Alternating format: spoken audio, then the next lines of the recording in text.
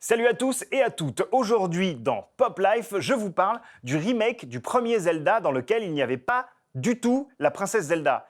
Ce qui a un peu conduit à l'erreur commune de penser que Link s'appelle Zelda alors que pas du tout, il s'appelle Michel.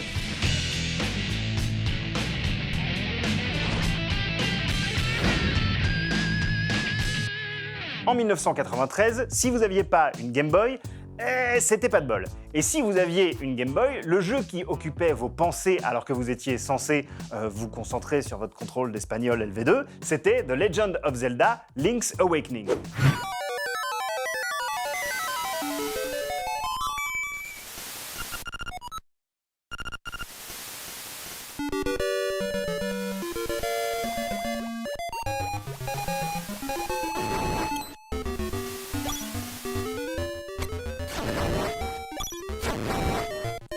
Ce jeu, le Zelda de cœur des kids qui n'avaient pas les moyens pour une Super Nintendo, n'avait étrangement jamais été officiellement remaké jusqu'à l'annonce officielle par Nintendo en février 2019 d'une toute nouvelle version du jeu sur la Switch. Alors moi, en tant que professionnel, j'ai gardé tout mon calme, mais tous les autres 35 ans et plus, ils ont fait...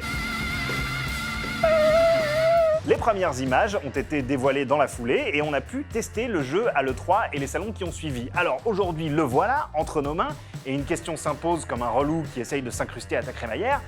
Est-ce que c'est bien? La réponse, claire telle la fraîche rosée d'un matin de mai, c'est super.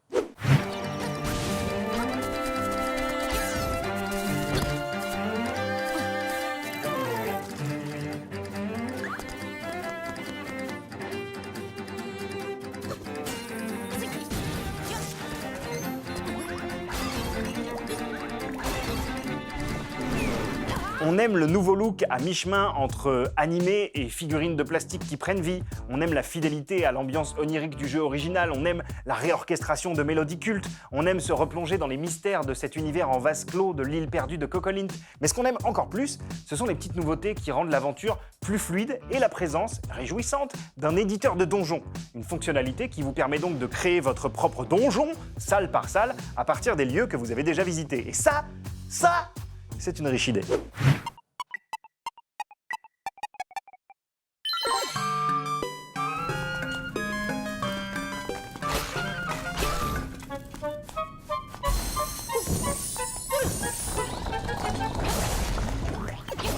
The Legend of Zelda Link's Awakening est dispo sur Switch. Si vous n'avez jamais fait l'œuvre originale, jetez-vous sur cette petite merveille remise au goût du jour. Si vous avez déjà poncé le jeu original jusqu'à en flinguer la cartouche, jetez-vous sur cette petite merveille remise au goût du jour.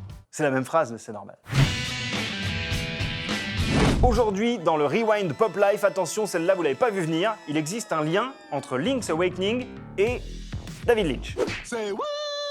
Absolument, le concepteur-réalisateur Takashi Tezuka a révélé en 2010 que l'île de Cocolint et ses habitants étranges, ses parties de pêche, son mélange entre rêve et réalité, sa forêt pleine d'illusions et son hibou énigmatique sont autant de références à Twin Peaks. Avec le recul, on se dit en effet que ça pouvait pas tellement être le fruit du hasard tout ça. Fellas, coincidence and fate figure largely in our lives. Et donc sur ce petit mind blow, je vous dis à très vite sur MCM et je vous laisse car je retourne jouer à Zelda sur la Switch. Sur la Switch. Sur la Switch. Fantadialo. Ouh. Fantadialo. Sweet, Fantadialo.